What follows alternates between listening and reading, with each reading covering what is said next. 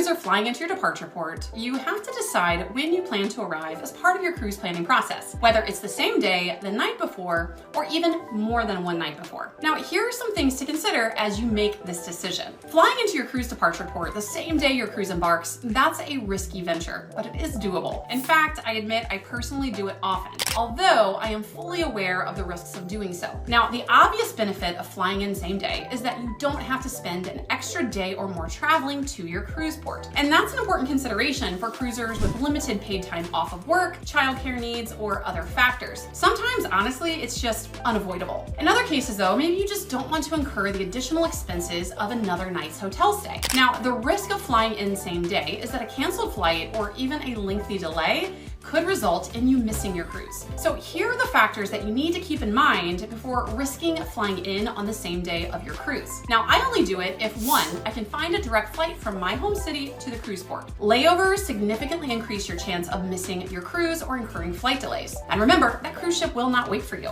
The other criteria I use is that flights are available early in the morning. I personally will only fly in same day if I can get an early morning flight, preferably the first one that the particular airline offers, as this minimizes the risk of delays. If I can't find a flight that gets me there by noon, I will not risk it. Third, it's a domestic cruise. I would never take the risk of flying in same day for an international cruise or a really expensive one. And another important factor is travel insurance, which I strongly recommend for all travelers. But note that some travel insurance policies won't cover a missed cruise if the policyholder booked a same day flight. So make sure you check on that. Some cruise lines offer flight bookings along with your cruise booking, like Carnival's Fly to Fun. Now, that includes some protections against flight delays and cancellations.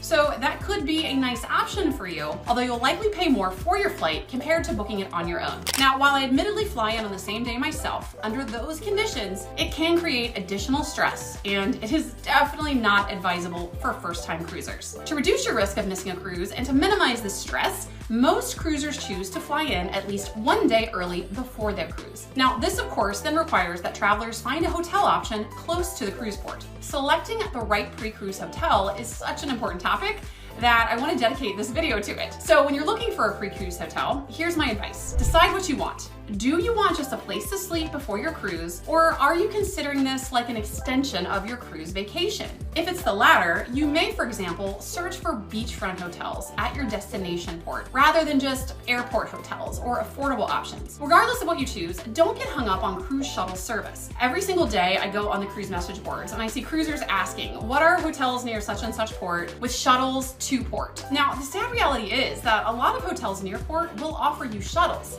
but they're not free.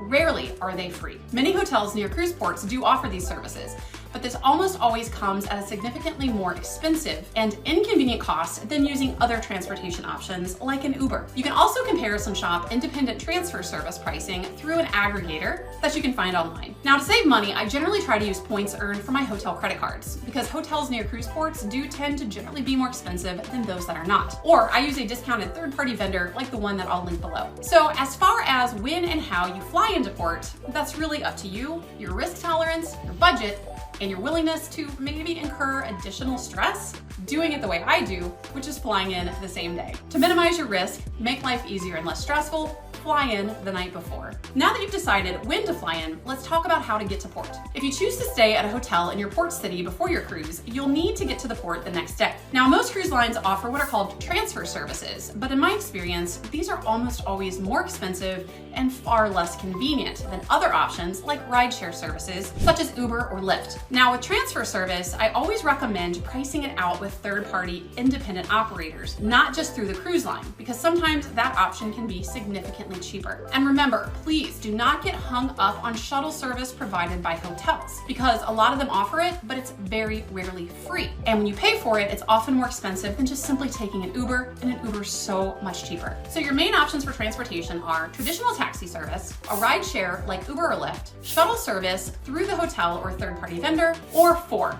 transfer service booked directly through the cruise line. Now for me, I'm all about convenience, so I almost always go the rideshare route, which is Uber. So there you have it. If you like this video and want more content like this, including helpful tips and strategies for your cruising adventures, check out my blog at profmelissa.com, where you can subscribe to my newsletter. Oh, and don't forget, hit that subscribe button right here on YouTube. Happy sailing!